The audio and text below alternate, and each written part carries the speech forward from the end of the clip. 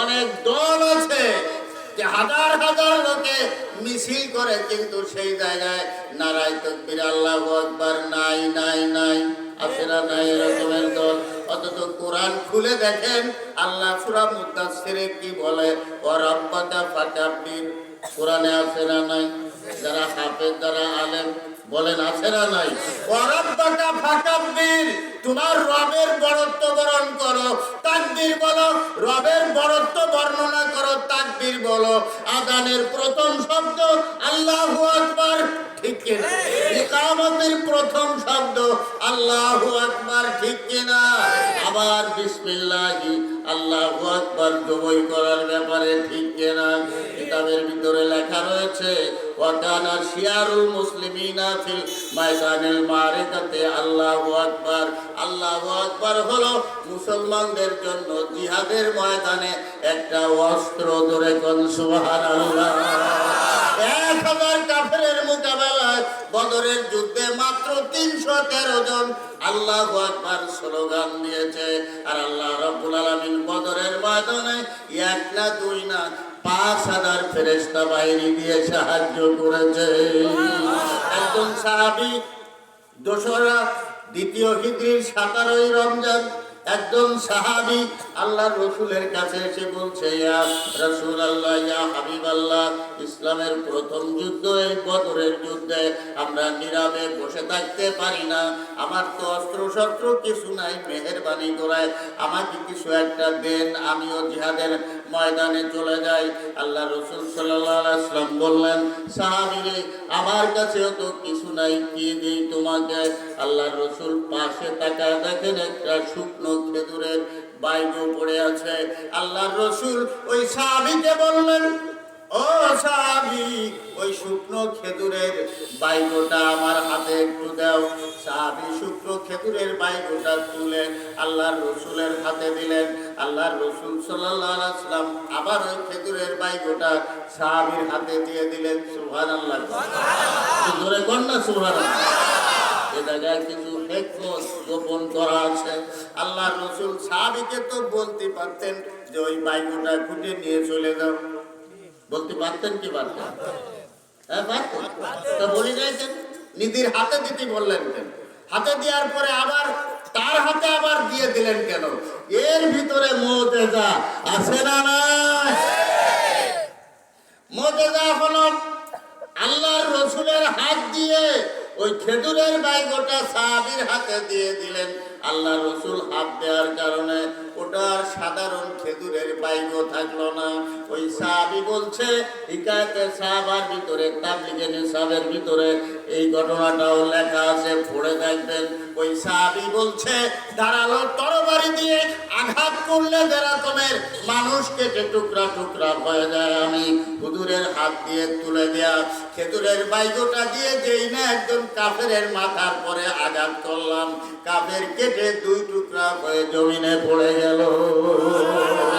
সাহাবী বলছে, শুধু তাই নয়, যুদ্ধ করতে করতে এক পর্যায়ে দেখতে পাই আমার খেজুরের বাইগোটা তরবারিতে পরিণত হয়ে গেছে।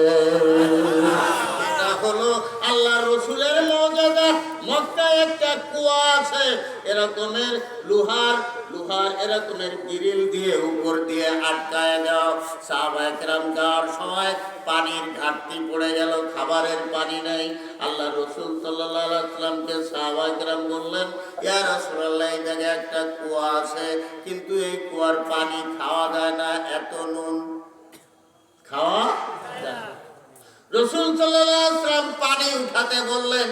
পানি উঠানোর পরে রাসূল সাল্লাল্লাহু আলাইহি ওয়াসাল্লাম ওই পানি পান করলেন। ওই পানির ভিতরে নিজের একটু থুতু লালা দিয়ে ওই কুয়ার ভিতরে আবার পানিটা ফেলে দিলেন। সাহাবায়ে কেরামদেরকে এবার পানি তুলতে বললেন। ওই কুয়ার পানি মিষ্টি হয়ে গেছে, আর কিয়ামত পর্যন্ত মিষ্টি থাকবে। এটা হলো ইসলামের যে তৃতীয় যুদ্ধ, খন্দকের যুদ্ধ, ইহুদিরা, খ্রিস্টানরা, আগুন পূজারীরা, মুশরিকেরা, কাফেরেরা সব মিলে একদল হয়ে গেছে। এই আয়াত, এই যুদ্ধের সম্পর্কে যে আয়াত নাজিল হয়েছে, সূরা নাজিল হয়েছে, এই সূরার নাম কোরআনে কারিমের ভিতরে সূরায়ে আহজাব। কি নাম? সূরায়ে আহজাব নামে একটা সূরা আছে না কোরআন শরীফে? এই যে এই খন্দকের যুদ্ধের কথা এই কোরআনে কারিমের এই সূরার ভিতরে বর্ণনা করা হয়েছে। রাসূল সাল্লাল্লাহু আলাইহি ওয়াসাল্লাম বলছেন, এরকমের কাফের মুশরিকেরা, ইহুদি খ্রিস্টানরা, ইহুদিরা কি আজকে আমাদের নতুন শত্রু নেই? ইহুদিরা আদিকালে আমাদের শত্রু, ঠিক কিনা? কিন্তু এই যে ফ্রান্সের প্রেসিডেন্ট সব মাইরে ফেলতেছিল, হিটলার সব ইহুদিকে মাইরে ফেলতেছিল। সারা পৃথিবী তখন হিটলারের খুনি বিভিন্ন কথা বলতে লাগলো। হিটলার তখন কি বললো? হিটলার কিছু 50,000 ইহুদি বাঁচায় রয়ে গেল। কত? 50,000 বাঁচায় রেখে, 50,000 না 5,000, 5,000 ইহুদি বাঁচায় রেখে গেল। যে আমি সব মারলি মাইরে ফেলতে পারতাম, কিন্তু 5,000 বাঁচায় রেখে গেলাম। বিশ্ববাসী যাতে বুঝতেই পারো যে আমি হিটলার কেন ইহুদিদেরকে মারিছিলাম। সারা পৃথিবীর কেউ থাকতে জায়গা দিয়ে নাই, আমাকে ফিলিস্তিনের ইন্দ্রা দয়া করে থাকতে জায়গা দিচ্ছে। মুসলমানরা তো দয়ালু, ঠিক না? কিন্তু পরে আসে যে এরা শত্রুতে পরিণত হবে, এই গায়েবের খবর কি মুসলমানরা জানে নাকি? এখন তো হিটলারের সেই বক্তব্য সঠিক হয়ে গেছে। ওরা এখন রাষ্ট্র জোর করে দখল করে নিতে, মুসলমানদেরকে তাড়ায় দিছে, আর দৈনিক হাজার হাজার মুসলমানদেরকে মাইরে শেষ করতেছে, ঠিক কেন? ইহুদিরা আমাদের আদি শত্রু, ইহুদিরা একেবারে আদি শত্রু। খন্দকের যুদ্ধে এরা সব এক হলো। আল্লাহর রাসূল সাল্লাল্লাহু আলাইহি ওয়াসাল্লাম সাহাবায়ে কেরামদেরকে নিয়ে জরুরি একটা বৈঠক বসালেন। সাহাবায়ে কেরামদেরকে নিয়ে একটা সূরা মাশওয়ারা বৈঠক বসালেন। সাহাবীদের ভিতরে সবচেয়ে বয়স্ক, সবচেয়ে বুদ্ধিমান সাহাবী হলেন হযরতে কি নাম? সালমান ফারসি রাদিয়াল্লাহু তাআলা। কি নাম বললাম? সালমান ফারসি রাদিয়াল্লাহু তাআলা। 250 বছর হায়াত দিতে আল্লাহ তাআলা তারে। কত বছর? 250 বছর। সব সাহাবী শেষে ইন্তেকাল করেছেন সালমান ফারসি রাদিয়াল্লাহু তাআলা। উনি পরামর্শ দিলেন, ইয়া রাসূলুল্লাহ, আমাদের সৈন্য সংখ্যা যা, আমরা মুসলমান যা, আমরা এই সম্মিলিত বাহিনী আহজাব, আবার এই যুদ্ধের নাম হলো খন্দকের যুদ্ধ, পরিখার যুদ্ধ, ইংরেজিতে বলা হয় টেরেন্স। খন্দকের যুদ্ধ আল্লাহর রাসূল এবং সাহাবায়ে কেরাম পরামর্শ করে সিদ্ধান্ত নিলেন, সালমান ফারসির পরামর্শ করবে যে মদিনার 3 দিকে গর্ত, খন্দক খনন করতে হবে। খন্দক, এই খন্দকটা হবে 3 মাইল লম্বা, 30 ফিট চওড়া আর 15 ফিট গভীর, এরকমের খনন করতে হবে। আল্লাহর রাসূল সাল্লাল্লাহু আলাইহি ওয়াসাল্লাম কি করলেন? আল্লাহর রাসূল প্রত্যেক 10 জন সাহাবীকে 40 হাত করে করে ভাগ করে দিলেন। কয় হাত?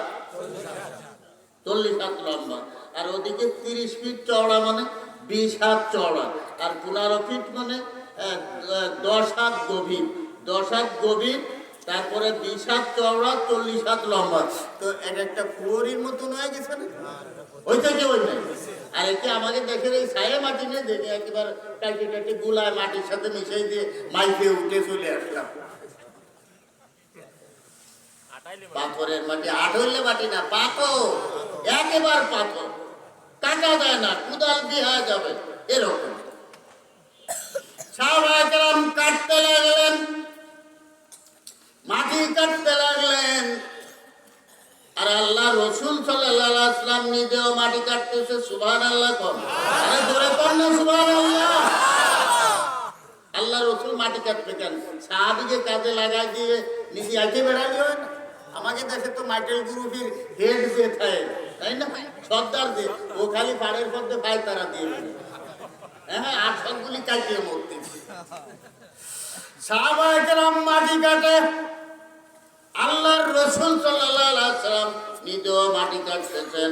একবার মাটি কাটে, একবার মাটির ঝুড়ি এরকমের মাথায় করে বয়, আবার একবার মাটির ঝুড়ি এরকমের সিয়ে বাঘ আছে না, ওরকম ঝুড়িটি করে বাঘে কাঁধে করে করে বয়। আল্লাহ রাসূল সাল্লাল্লাহু আলাইহি ওয়াসাল্লামের মাথাটা একটু কুঁজা হয়ে গেছে। আয়েশা সিদ্দিকা রাদিয়াল্লাহু তাআলা আনহা বললেন, ইয়া রাসূলুল্লাহ, ইয়া হাবিবাল্লাহ, আপনার মাথাটা কুঁজা হয়ে গেছে কি বয়সের কারণে নাকি? আল্লাহ রাসূল সাল্লাল্লাহু আলাইহি ওয়াসাল্লাম বললেন, আয়েশা রে, না, বয়সের কারণে মাথাটা কুঁজা হয়ে যায় নাই, বরং ইহুদি কাফের মুশরিকরা যখন মদিনাকে আক্রমণ করেছিল, পরীক্ষা খনন করতে গিয়ে মাটি কেটে কেটে আর মাটির ঝুড়িগুলো বয়ে বয়ে আমার কোমরে যে ব্যথা হয়েছিল, সেই ব্যথা আজও সেরে যায় নাই। আল্লাহর রাসূল মাটি কাটেন, সাহাবায়ে কেরাম মাটি কাটতেছেন, ওনারা খুব শক্ত মাটি। খাবারের কি কোনো ব্যবস্থা আছে? না খাওয়া মানুষ। অহম উলুফুন, এক বর্ণনায় আলফুন, সংখ্যায় তারা 1000, আনসার মহাদের মিলে সংখ্যায় কত? 1000 সাহাবী এরকমের মাটি কাটতেছে। না কাটতে তো উপায় নেই, বাইসে থাকতে গেলি, কারণ কাফের মুশরিকেরা সিদ্ধান্ত নিতে মুসলমান বলতে জমিবে, দুনিয়ায় কেউ আর আল্লাহর রাসূল সাল্লাল্লাহু আলাইহি ওয়াসাল্লাম মাটি কাটে, সাহাবায়ে কেরাম মাটি কাটতেছেন, মাটির ঝুড়ি খুলে বহন করতেছেন। না খাওয়া অবস্থায় মাটি কাটা লোক যারা, তারা কম খায় না বেশি খায়? হ্যাঁ, খিদে বেশি লাগে। তাই আমাদের গ্রামে একজন লোক ছিল এরকম, আমাদের গ্রামের ভগ্নিপতি আর কি। তো মাটি কাটে, তো স্ত্রী 2 কেজি আটার, মানে সে সময় 2 সের আটার রুটি বানায় থুয়ে সোয়াল মায়ের না দিয়েছে নদীর ঘাটে, আইসে সোয়াল মায়ের রুটি খাতে দেবে, গা উঠলো, দেয় দেশে রুটি নেই। আর বিটারে জিজ্ঞেস করতেছে, রুটি? রুটি তো আমি খাই ফেলে। কল দিয়ে বিটারে কি করতে, আর সোয়াল মায়ের কি খাতে দেবো? আল্লাহ, তোরা খাইস নাই? আমি বাড়িতে খাই, সে আমার দুনিয়া করে তুলছি। তাহলে বুঝতে পারতেছেন অবস্থাটা কি? মাটি কাটলে খিদে কি বরাদ্দ লাগে। আর যারা খাইয়ে দেয়, কুলি ফেলায়, বাড়ি কিরাম বোটে টুকায় বেড়ায় আসে, ওকে কি খিদে লাগে নাকি? যা পেটে খায় তাই অত পায়। 3 দিন পর্যন্ত সাহাবায়ে কেরামের সাথে খাবারের সাথে দেখা নয়। হযরত জাবের রাদিয়াল্লাহু তাআলা আনহু একজন সাহাবী, এই সাহাবী আল্লাহর রাসূল সাল্লাল্লাহু আলাইহি ওয়াসাল্লামের কাছে আসছেন। আল্লাহর রাসূলের কাছে এসে এরকম দেখে যে আল্লাহর রাসূল সাল্লাল্লাহু আলাইহি ওয়াসাল্লামের পেটে পাথর বাঁধা। কি বাঁধা? বলেন বলেন, কি বাঁধা? পাথর বাঁধা। পাথর কি ঠান্ডা হয় না গরম হয়? পাথর কিন্তু ঠান্ডা। যে কোনো পাথর সাধারণ মাটির চেয়ে ঠান্ডা। ছোট্ট ছোট্ট রকমের 3খানা পাথর নবীজি পেটে বেঁধেছে। সুন্নাত তরিকা হলো এটা। সুন্নাতি শব্দ আস্তে আস্তে উঠে যাচ্ছে, তাই না? সুন্নাত উঠে গিয়ে সব ডিজিটাল হয়ে যাচ্ছে আমাদের দেশে। আগে আগে দেখতেন, আগে যে মুসলমানি দিলে তারে লেখতো সুন্নাতে খাতনা। কি তাই বলতো না? কি সুন্নাতে খাতনা। খাতনার সুন্নাত হলো 2 পালন হয়, একটা হলো কাটা আর একটা হলো আগে ওই নেকড়া তেনা পুরানো ছাই দিয়ে দিত। উহুদের যুদ্ধে রাসূল সাল্লাল্লাহু আলাইহি ওয়াসাল্লামের কপালের যে এরকমের যে লোহার কড়া ঢুকে গেছে, ওটা টাইনে বের করার পরে রক্ত আর বন্ধ হচ্ছিল না। হযরতে ফাতেমাতুজ জোহরা রাদিয়াল্লাহু তাআলা আনহা কি করলেন? খেজুরের যে পাটি, ওই পাটি পুড়ায় ওই ছাই লাগায় দিয়েছিলেন, সাথে সাথে রক্ত বন্ধ হয়ে গেছে। সুবহানাল্লাহ। এজন্যই এই মুসলমানিতে ছাই, এটাও একটা সুন্নাত ছিল। এসব কিন্তু উঠে যাচ্ছে আস্তে আস্তে। কি যাচ্ছে কি যাচ্ছে না? সুন্নাত কিন্তু আস্তে আস্তে উঠে যাচ্ছে। আমাদের দেশে সুন্নাতি চিকিৎসা একটা ছিল আমাদের ছোটবেলায়। যদি কারোর পেটে ব্যথা হতো, পেটে ব্যথা হলে সেই এত বড় কাঁসার বাটি পেটের পরে রাখে পানি ঢালতো না। তার মানে ঠান্ডায় পেটে ব্যথা কি হয়? কমে যায়। পেটে ব্যথা কমে ঠান্ডায়। এই জন্য না খাতি 3 দিন পেটে ব্যথা, নবীজি পেটে পাথর বাঁধিতে চাইতে 3 দিন, যাতে খিদের যন্ত্রণায় কষ্ট না হয়, পেটে ব্যথা যাতে কমে যায়, সেই জন্য। সুবহানাল্লাহ। সাহাবী আল্লাহর রাসূল সাল্লাল্লাহু আলাইহি ওয়াসাল্লামের কাছে এসে বলছে, ইয়া রাসূলুল্লাহ, ইয়া হাবিবাল্লাহ, আপনি আমাকে একটু বাড়িতে যাওয়ার অনুমতি দেন। কোন জায়গায় যা? বাড়িতে।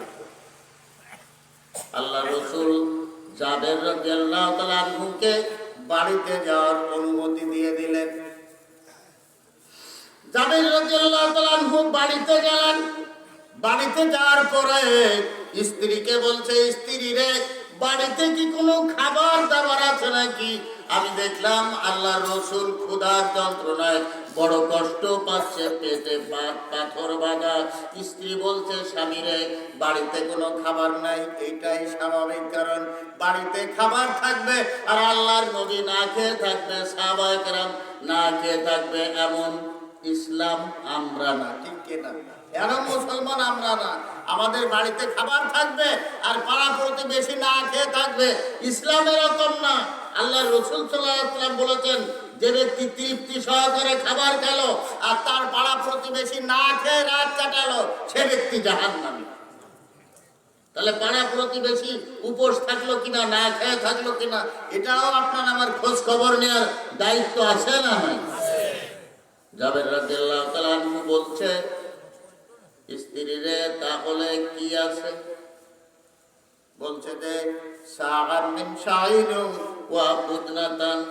এই হাদিসটা পাবেন বুখারী শরীফের জিলদে সানি কিতাবুল মাগাজিতে।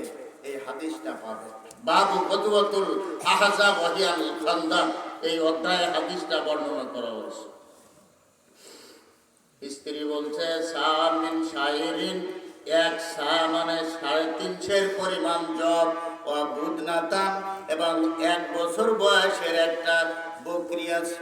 কি আছে? 1 বছর বয়সের একটা বকরি আছে।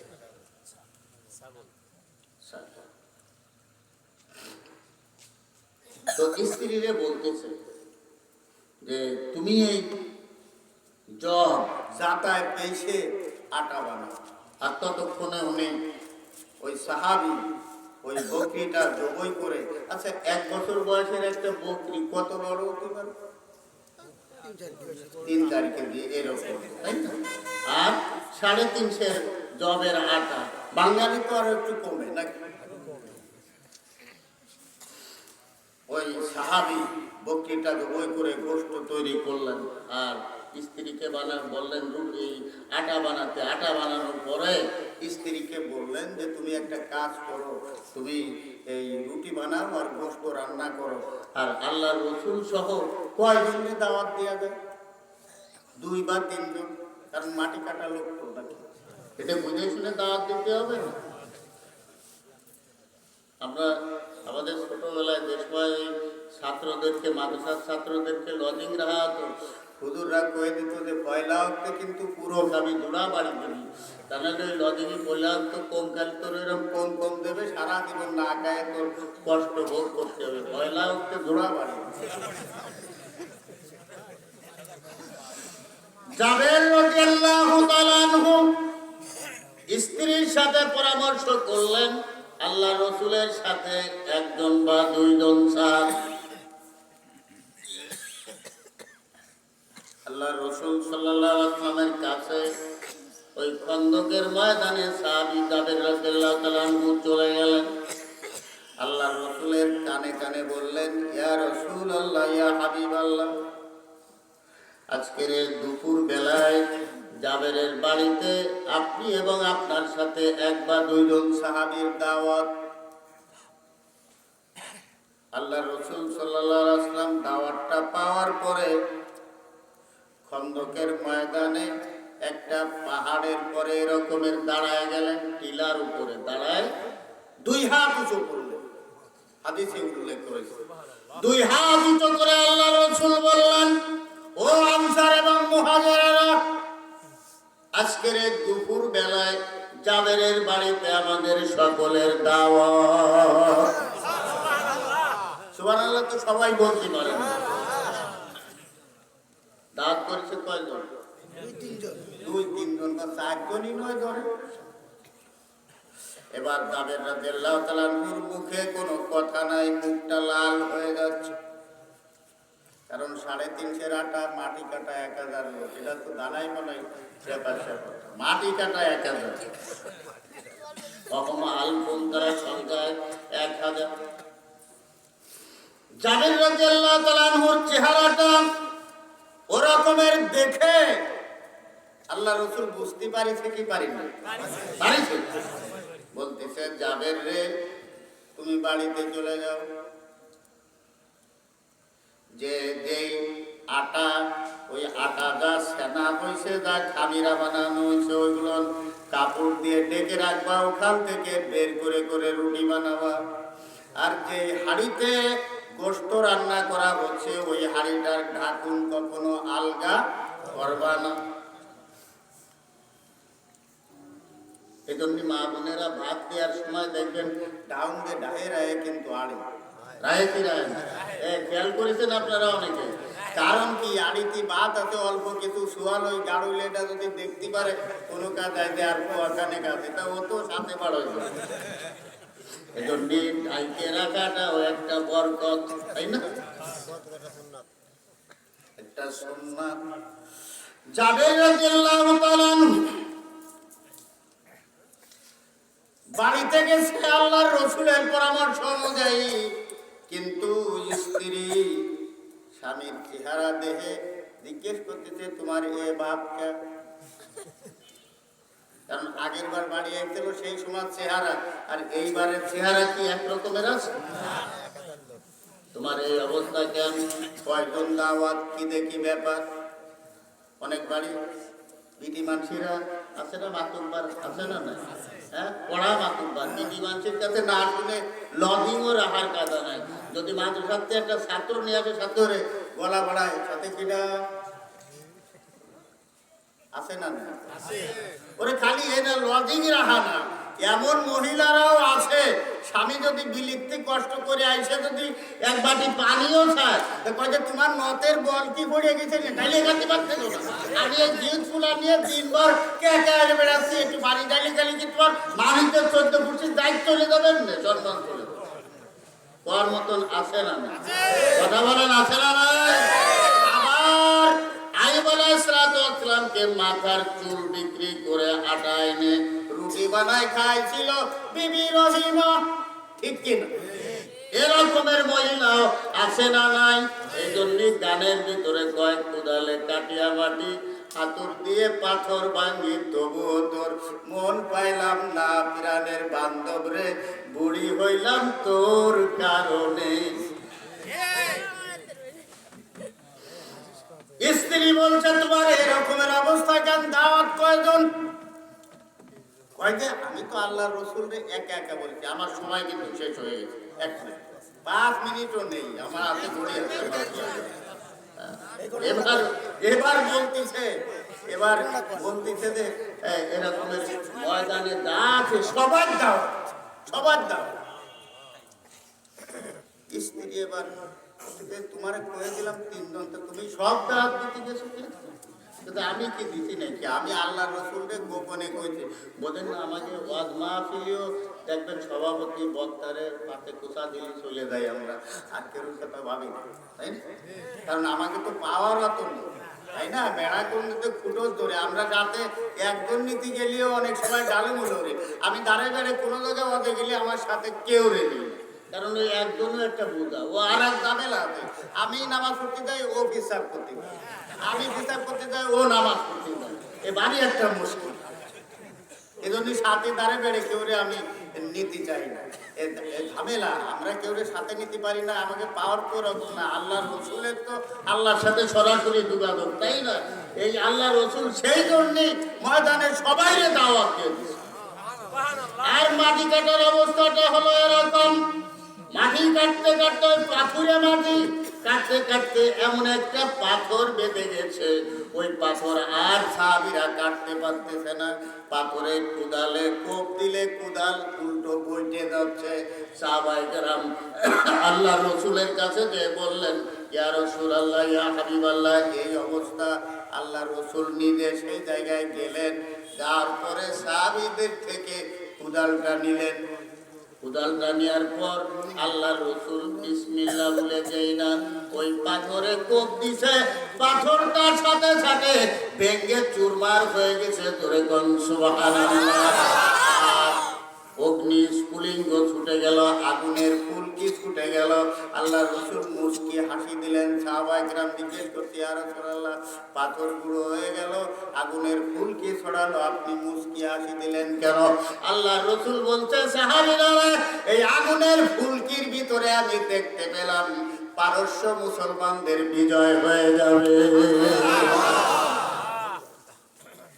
আল্লাহ রসুল সাল্লাল্লাহু আলাইহি ওয়াসাল্লাম মাটি কাটতেছে আর এরকমের সুর ধরে ধরে বলতেছে।